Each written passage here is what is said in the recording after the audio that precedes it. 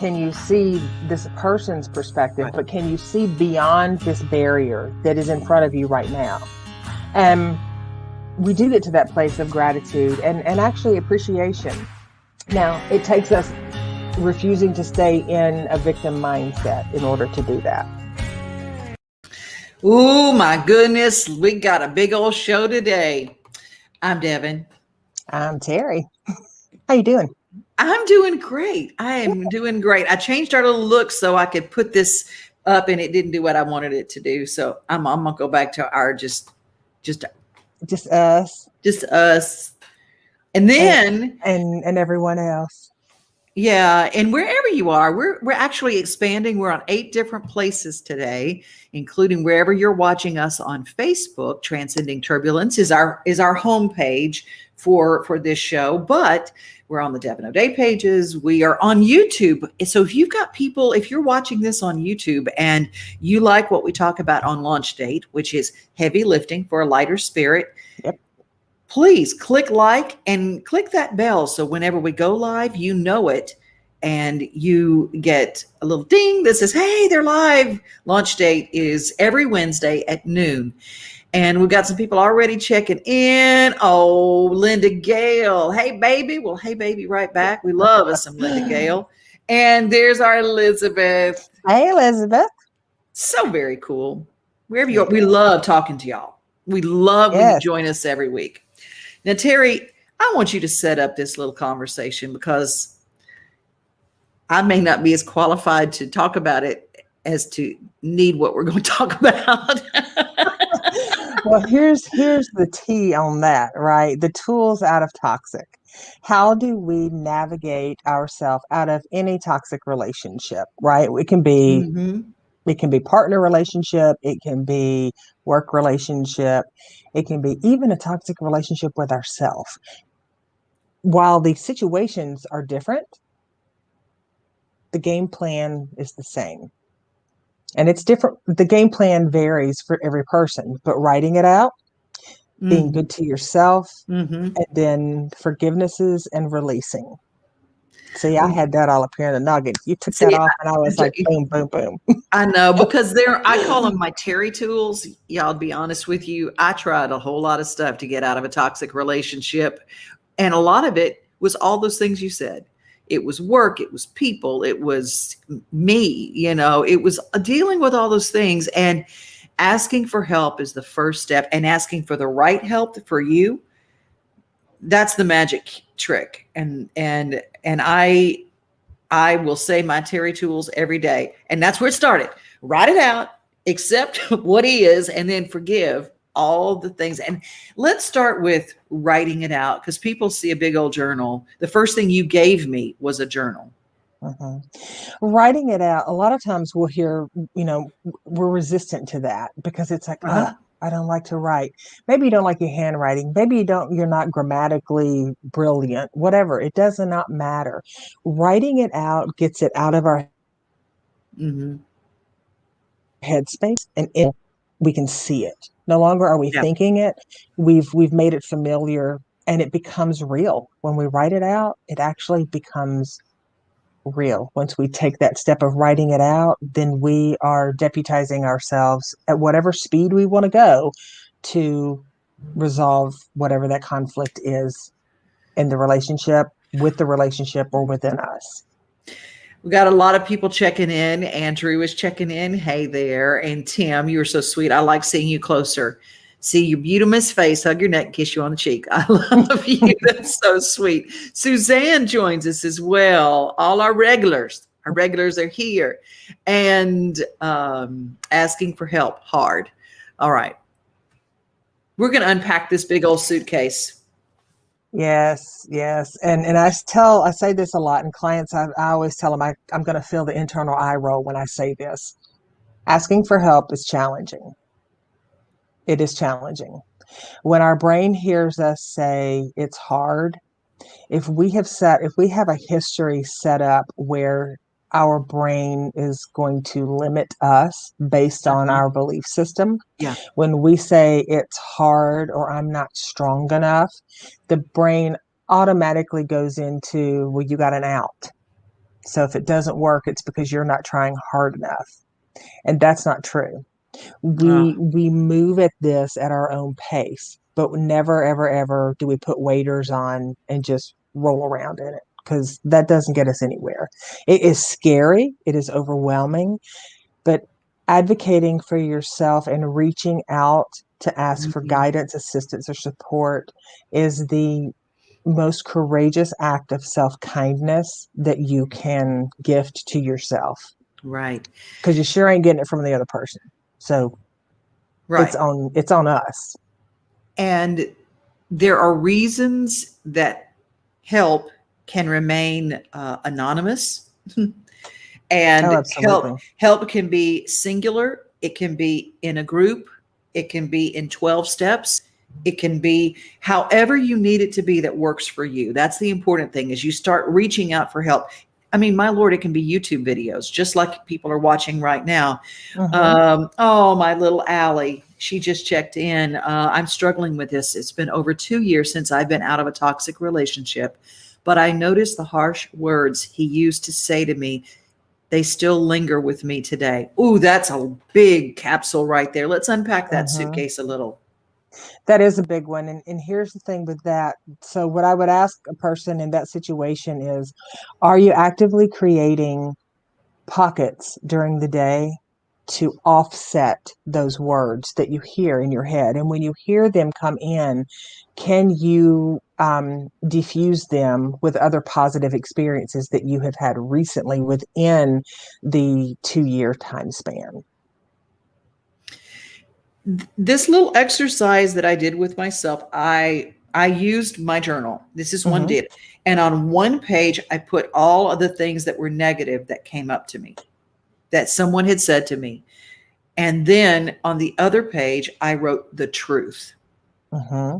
Now, it's maybe not the truth that I could wrap around today, but it was the truth that I know to be true.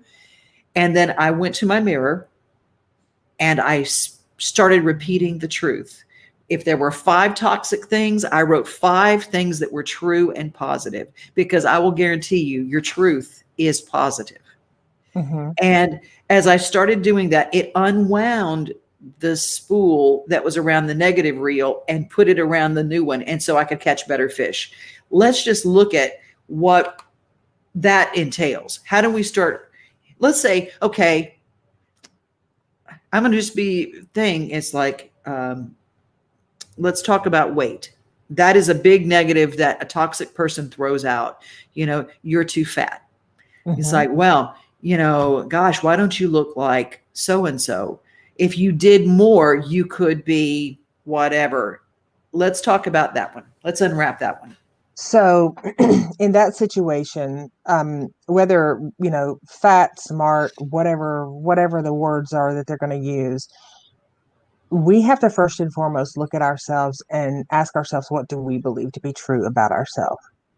Mm-hmm. And in that moment, being accountable without judgment. And I understand that when we start this process, it all can feel overwhelming and daunting. But if we're able to say, it could be better, it could be worse, but this is where I am. And your weight has nothing to do with who you are as a person. So you dive deeper into that. Also, we understand that when we get to a certain level in our process, we understand that all of the toxic emotional fly fishing, as I call it, that people do, they're doing that because they're inside you in your head. And if your Mm-hmm. head is an elevator, they are pushing every button. They're trying to find the button that brings you down immediately, because Oh, they're yeah. wanting to shut the conversation down, or to wound you emotionally, mentally, physically, financially, spiritually, in a way that you cannot recover. But I'm here to tell you that if you are willing, no matter how heavy it gets, if you're willing to lean in and ask for help, even when it's uncomfortable, you absolutely can recover, because there's support out there, as you said earlier, to help, to guide, to nurture. There are safe spaces. And there's also tons of friends that are probably not the best to lean into, because they've got a Yeah. subjective view. Yeah. I love what Tim says. Amen. The truth and knowing what it is truly from your heart and soul. Uh, it's hard. We don't always know the truth because we've been hoodwinked. Okay, now here's the thing: toxicity doesn't always come off as mean spirited yelled words in anger. Sometimes they slide in like a backhanded compliment, a Mm-hmm. I'm just kidding you. I really, really hate when someone tears someone down with humor, Mm-hmm. because that is a thinly, and it doesn't mean you don't have a sense of humor. Everybody can, you can laugh and tease about yourself, you can laugh, and, but when it is constant, those humor barbs go deep. And let's deal with that right now. That really is, they aim those humor barbs and they hurt. Mm-hmm. Well, they stick, and not only do they stick, they go in and they expand. So they grab all of the wounding, all of the, well, they used to love me because, or they Mhm. used to think I was sweet because, or they used to think I was XYZ. Right. And what that starts doing is dismantling the very integrity of who we know ourselves to be. Now, the catchy thing in this is that oftentimes in a toxic relationship, we take on such an identity to please that other person and to not rock the boat that often we forget who we are. We don't ever truly forget it, but we lose sight of it. So when people start throwing out those things, I tell my clients, to prepare yourself because it's going to happen. Like Hmm. if you can have a blueprint, it's kind of like the stop, dropping, and rolling when we were in elementary school. I'm totally Yeah. dating myself in age, but or the have the emergency escape route. If you Hmm. have a blueprint, even if you never use it, the mind or the brain is relieved of having to go, oh gosh, what if, what if, what if? So if you know this Right. person consistently shows up and says passive aggressive, hurtful things, they aim these barbs intentionally with a Yeah. slight little sweetness to them. You can start to protect yourself from that, you Hmm. know. And how do you know if it is malcontent? If it is, if the intention is to hurt you, your body will viscerally react. You Your will know body it. always tells you, your gut never lies. Now that's important. Tim says, a struggle I had was being happy and content within myself, self care and self love, and to gather around family and close personal friends. They were and have been my support system. I'm so grateful and thankful for and God. Oh my, that see, Hmm. and Tim, that is a good place to be, to have that support system. We all have it, but we don't all know we have it. Right. Well, and here's the thing. Sometimes there are some people who may have family members that are, maybe they're not close in miles. Maybe Mhm. they're across country, or they have family members they haven't cultivated a relationship with that can be good support. It's really, really easy in the early stages of a toxic relationship or trying to get away from a toxic relationship, or allowing ourselves to leave a toxic relationship, Yeah. that everything feels heavy. It can feel hopeless, and it can feel like it's dead ends. But Mhm. when you start to sit with that of who is on my side, who can I lean into? And also advocating for what you need, articulating to the people that are on your side. I don't want to talk bad about this person. I'm looking for support.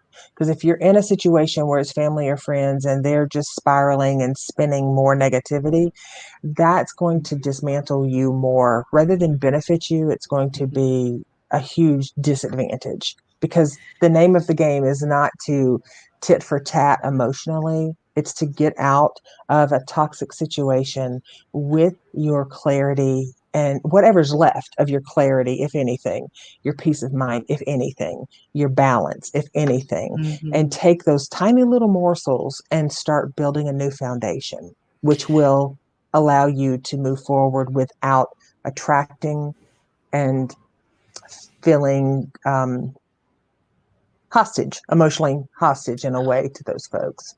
Yeah. Suzanne offers, they're thinking it or they wouldn't have said it. And Tim, when you know it hurts or like a knife, then you know they're not joking, teasing, nor are they really caring or loving you and your self-worth and well-being, right? And that's true. Mhm.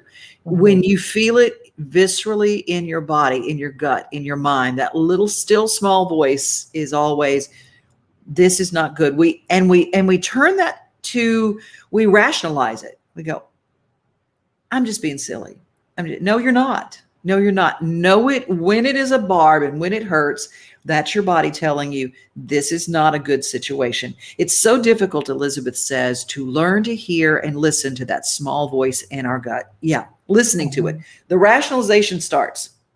Yes. Well, the rationalization starts, and also the other part of that is we will start to debunk our own truth, and we will oftentimes falter in the on the side of the toxic person, because if we're in a relationship with a toxic person and we're trying to, for lack of a better word, escape that, you know, Mhm. um, we we hear that in our gut going, this isn't right, you know, it's got to be better, and then our brain will try to make it work inside the relationship. Well, so if I just do this a little more, or if I just try to be better at this, or if I just try to do this, then they'll be happy. There is no making someone else happy, right? Right. We are Mhm. responsible for our own. And a lot of times in these relationships, we've got co occurring things going on where maybe there's addiction, or there's bonding, or there's trauma, or there's all kinds of different things. And when we have that going on, if the caregiver in you, the nurturer in you, is going to want to stay in the fight, not so much to Mm. prove that we can do it, but to save that other person. And I'm Woo. here to tell us it's not our job to save people. No, We're not qualified to do that. no, we are not the savior. And for those who are on the same page of Christianity as I am, there's one savior, that's Jesus. And if that is not your bag, that's okay too, because it's still true. And you are not there to save them. You are not a life raft. You are none of those things. And when you go into it thinking you have to save them, here's the part that we got to own. When we think of ourselves as saving someone, we think that's the only way we can keep someone in our lives. And that is not true. If you have to keep someone in your life because you're saving them, it's not a good relationship, and that is not real love. And that is the thing. You should feel safe and secure in your significant other, in your workplace. You should feel safe and comforted most of the time. You might, it's not that you're going to have days when you go, pick your shorts up, yeah, it's not, Sure. you're going to have those. And oh, Allie, I really believe God pointed me toward this video today. I was crying earlier and feeling really down about my relationship with my daughter's father. Thank you so much for talking about this today. Well, Allie, we are here every Wednesday on these same pages, at noon Central Time, but we leave them up so you can go back and Right. view any of the launch date pages. We're also on Instagram, so Yeah. uh, I appreciate the And people adding to these conversations too. absolutely. Absolutely. I mean, we do this because there's a need for it, right? I mean, and I say this often and on many different platforms. If there's ever a topic that you want touched on, unpacked, stirred Mhm. up, let us know, because we're good stirrers. So we We can got do that. spoons. That's right. We can We do got that. big old wooden spoons. That's Okay, right. tools out of toxic. Write it out. We talk about journaling, and it can be, don't think about it, just get it down. Maybe it's a list. Maybe it's a list of things. I love to make list of, when you're having to rebuild tools out of toxic. I encourage you to take this book and write something to be good about you, and write a Hmm. page about that. And if nobody sees it, nobody hears it, it doesn't matter. You hear it. Well, right. And here's the thing with that. When we're doing journaling, even when I have clients do journaling, it's not about, it should always be about us. Mm-hmm. What is it that we are looking for? What is it that we are able to accept? What is it that we are? Because here's the thing: a lot of times we're like, "Oh, I'm looking for someone who loves me and just treats me so good, and I want to be respected and da da da." But if the mindset and the belief system is, "I don't deserve that," you're going to attract that person into your life, and then you're going to sabotage the shit out of that relationship because you don't feel like you deserve it. I just So, love you. so we've got to be willing. We've got to be willing to show up and know Yeah. that we can reciprocate back. We are well capable of reciprocating back what is given to us in a way of love and appreciation. We don't want to be that person that can reciprocate back the toxicity because anybody can do that. A half a brain cell can be a jerk, right? Yeah. So we don't want to be that. But you also have to know that you can advocate and care for yourself. And sometimes caring for ourselves means that we show up a little abrasive to other people because if someone doesn't like us changing, they're going to name call it. You're being a you know, and that's okay, you know. That's okay. Elizabeth says trying to save someone is like trying to get a drunk to stop drinking. Yeah, or a user to stop using, but I always think too is when we're seeking revenge or we're trying to get back at someone who has hurt us. They said, dig two graves if you're trying to get revenge. It's Oh yeah. drinking poison, waiting for someone else to die. All those things that we've heard, it's true. Well, and there's a balancing act between taking care of yourself and speaking your truth and doing that from a place of integrity without Mhm. judgment. If you slip over into that, well, I hope all their tires go flat, da da da da da, you have to ask yourself, is that really what would you want that for yourself? You know, Yeah. no, you don't. You want peace of mind. I mean, Mhm. I ended a relationship some years ago, and I really did. I mean, I went through a period of just wanting to, you know, burn their house down, and then after I had my whole Miranda Lambert moment, I said, you know what? What do I really want? What do I really want in life? Truth. I want them to find happiness, whatever that is for them. I want them to find peace of mind because I want that for myself. And it That's turns out whether yeah. they find it or not, I got no skin in that game, but I can absolutely send that energy out. But in that relationship, you cannot give that to them. They have to find that themselves. And sometimes, depending on someone's experiences, their life experiences, their trauma, their ability to feel safe, because I have seen some pretty angry um, folks who want to dismantle their relationship, Mhm. all because they're terrified they don't deserve it. So this toxic person is not always an asshole. A lot of times they're a terrified human being. And when we are willing to create a space for that, then it's not to say to omit things or to say they get away with something, but it is to say, I this is my responsibility is to take care of me. Their responsibility is to take care of them. If we can't do this cohesively, then we got to go our separate ways and take care of ourselves. Yeah. That is what forgiveness is. A big word. Forgiveness doesn't mean you become best friends and you can run into each other and have lunch together. It doesn't mean that. If someone has been horribly toxic to you, it might mean that you never see them again. What forgiveness means is not carrying around a hate pot. That thing of every time they come up, I want them to die in a fiery accident. Those kind of thoughts. Not that I've ever had those. Okay, I'm lying. Beep.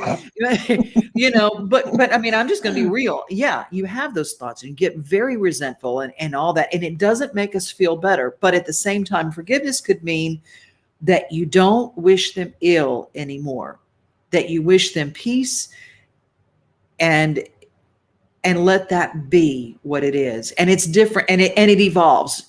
There are layers of forgiveness. Sure. And you're not going to be there right out of the gate. Mm-hmm. right out of the gate, you're not going to be there. You're going to want to slash their tires, throat punch them, whatever. You're not going to be there. But here's the other thing to that. When we're working on forgiveness for others, most importantly, we have to forgive ourselves, because I have heard, I can't tell you how many people, myself included, say, man, I wasted a lot of time in that relationship. You haven't wasted anything. Nothing. You can pull out of a relationship, and you have experience. And with that experience, you're able to move forward and know what you're willing to tolerate and what you're not willing to tolerate. Yeah. And that is a gift that comes in a barbed, coated little package that you have to unpack gently. Because if you go ripping into it, you're going to tear yourself up. So you have to be mindful about your own personal forgiveness. Mm. It is okay to forgive yourself for being in a relationship longer than you feel like you should have. It is okay not to be able to fix that person, because it is not your job. Linda says, let go and let God have it. Now, that is, and you might look at that and say, I heard that in a 12-step room, and it's just a blah, blah, blah. It's just one of those little slogans. No, I'm going to tell you that is as simple and as real. And whatever, if you need to higher power it, if you, whatever you call your thing, because it's all the same person going to answer, but let go and let God have it. What that was for me is I said, God, I cannot do this. I am constitutionally incapable of forgiving this person who took my life. I cannot do it. But can you put forgiveness in my heart where that seed is growing? Can you rip that root out and put some forgiveness there?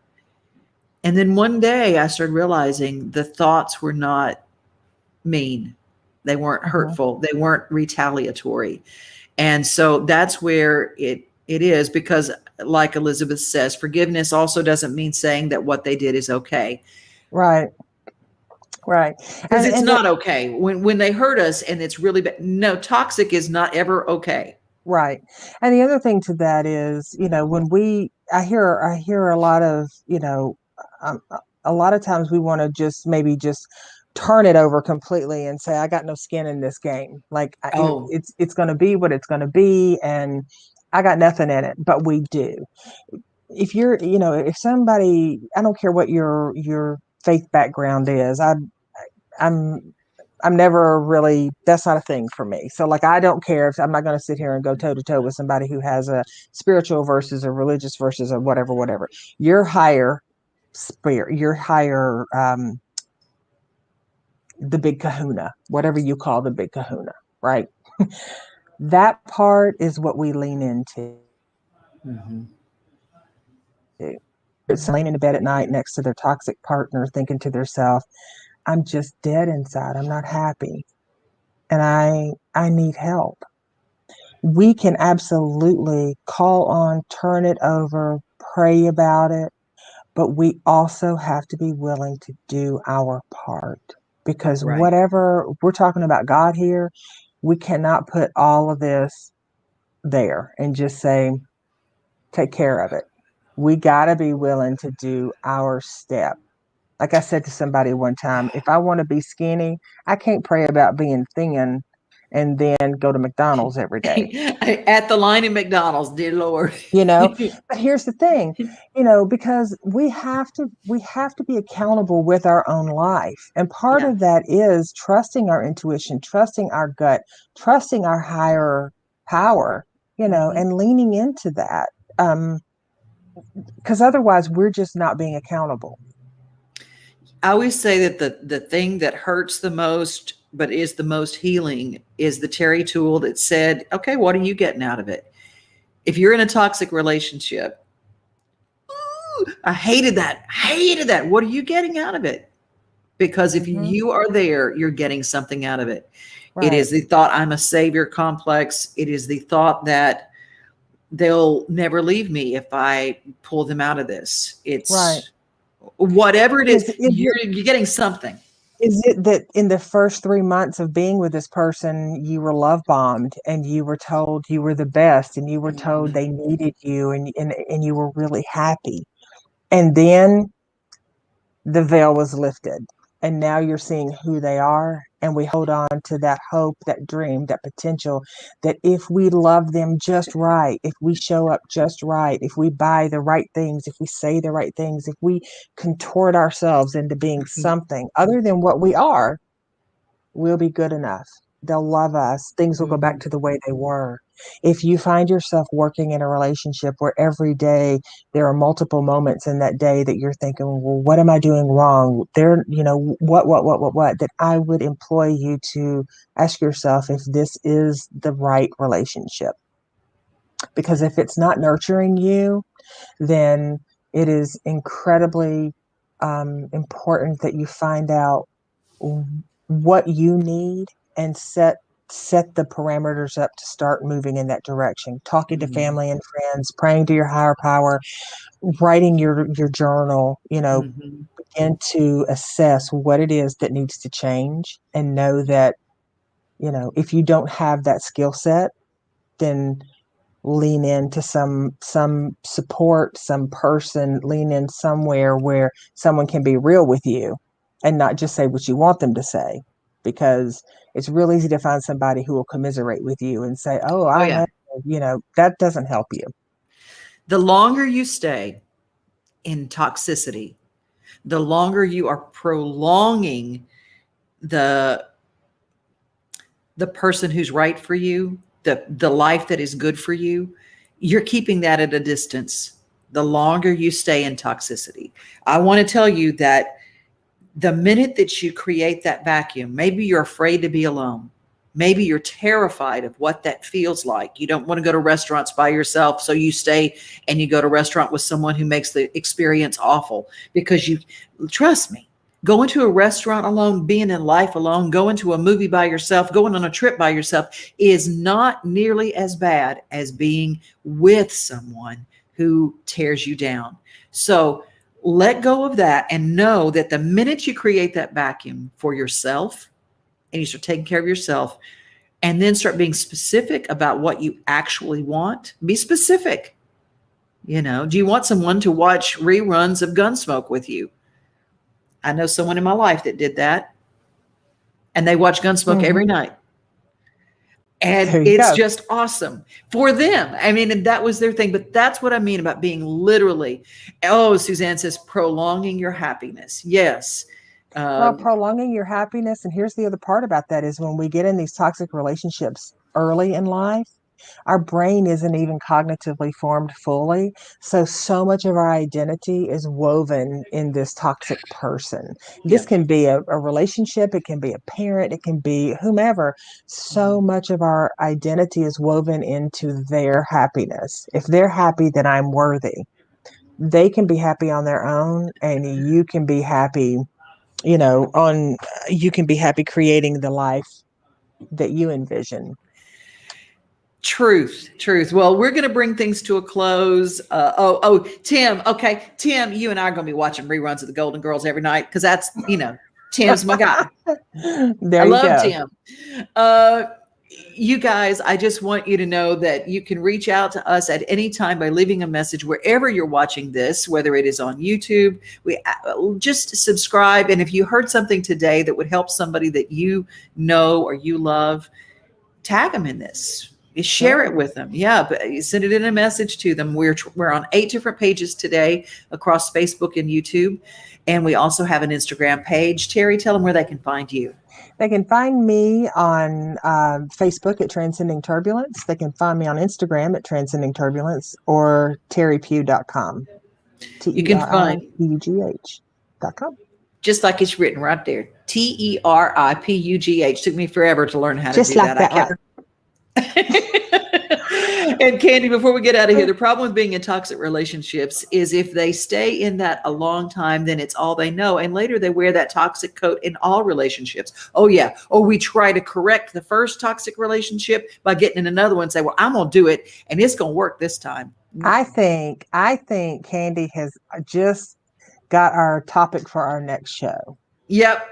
carrying that layer of funk into the next relationship and thinking that we're going to do it differently. If you don't give yourself time to heal and look at what you're, how you're showing up, then Mhm. I will bet you dollars to donuts you're going to show up a little different in the beginning because that's new and easy to think about. And the minute that you're activated or triggered or feel like that caregiver stuff is kicking in, that you're going to switch and you're going to change it. Thank you, Suzanne. You're both encouraging and heartfelt. Just out there like a hair on a cheeseburger. That's what Oh, love I you. am. Thank you, Suzanne. Thank you both today, Elizabeth says. And Tim Yes. closes our show with amen, baby girl. Y'all have an awesome day. Love you both. We love you too. Thank you, guys. All right. Well, we're going to say be safe and be kind. We are glad we're going to actually, I'm creating audio podcast of all of our previous shows, and they're going to be on our Main Street network through Transistor FM and wherever you find podcasts. That's going to be new. We'll tell you about that next week. But until then, Teri, you close it up for us. Until then, increase the peace. Bye, everybody.